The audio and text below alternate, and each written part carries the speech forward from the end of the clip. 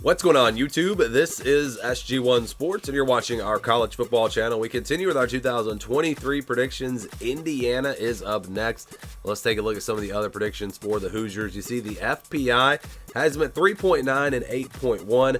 Athlon has them at 4 and 8. The over/under is at 3.5. So you're talking about 3 and 9, 4 and 8.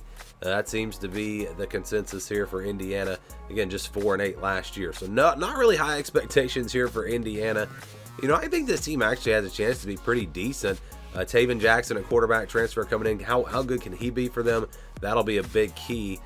They've got some pretty good running backs. Cam Camper coming back from injury at wide receiver will be big. Offensive line looks to be okay. Defense looks to be decent as well. Linebacker position going to be a strength for them. Secondary going to be a weakness. That might be the weakest area of this team. But, you know, this team might improve. They might be a little bit better. But when you look at the schedule, it's just hard to find the wins. And here is that schedule. You know, you got to play Louisville in the non-conference. You look at who they play in the Big Ten. There just aren't many easy wins there, man. I don't think there's any easy wins on the schedule in the Big Ten. So they'll open up with Ohio State on September the 2nd. First game of the season, they're playing at home. New quarterback for Ohio State. I look for this game to be somewhat close in the first half, but I think Ohio State will get it together and they'll pull away in the second half. So I don't really see Indiana winning this game or really being in the game in the fourth quarter, but maybe they're in the game for a half. I think they're going to lose that game, and then I think they will beat Indiana State. So a 1-1 start for them. Then they get Louisville on September the 16th. I'm not going to say they have no chance in this game, but this is going to be a tough one. Louisville has a really talented team. They've done a really nice job in the transfer portal with the new coaching staff and everything. You never know. I mean, maybe Louisville, maybe it just doesn't come together for them, and Indiana has a chance to pull off the upset here. But I just don't really see that happening.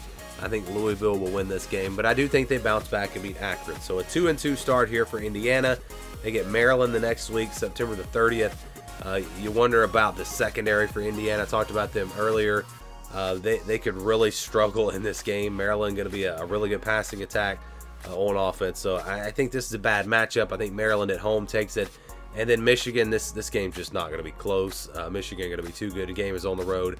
I think this will be a blowout, so I think they will lose that game as well. I do play Rutgers next on October the 21st. So a winnable game here. It's going to be a tough, hard-fought game in my opinion. This is really one that I could see going either way, but I think home field advantage and just kind of being desperate for a win might be enough for Indiana. You're not talking about a great passing team in Rutgers, so it's a pretty good matchup for the Hoosiers. I think they get the win here in a close one. I've got them beating Rutgers. Then they go on the road to face Penn State. Similar to the Michigan game, just not close at all. Penn State's going to be really good. Game is on the road. No reason to really expect Indiana to compete in this game. So they drop to 3-5. Then they get Wisconsin on November the 4th. Going to be a totally new look Wisconsin team this year, and they're going to be good. I really feel like they're going to be a top 15 team at least this season. You know, there are a lot of new faces, so you never know how it's going to come together, just like with Louisville. But they've got the talent. They've got the roster to be a really good team this year. So I don't think Indiana wins this game. Maybe they keep it somewhat competitive for a half, but at the end of the day, Wisconsin too much. They get Illinois next on the 11th. A matchup that Indiana maybe has a shot in, but it's on the road. It's going to be tough. I think the game's pretty close, but I just don't see them winning. I think Illinois will take this one. Then they get Michigan State on the 18th at home. Michigan State, really, I don't know what they're going to look like in terms of passing offense with some of their big weapons gone. Of course, Peyton Thorne gone, entering the transfer portal. So I think this is a Michigan State team that's going to rely on the run.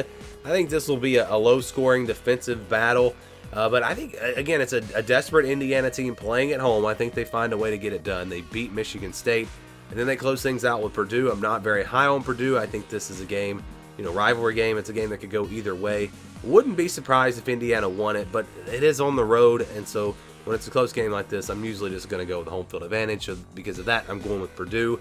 And I think Indiana goes 4-8. So, you look at the schedule, and again, getting to 6-6, getting to a bowl game, it's going to be tough. I mean, where do you find two more wins?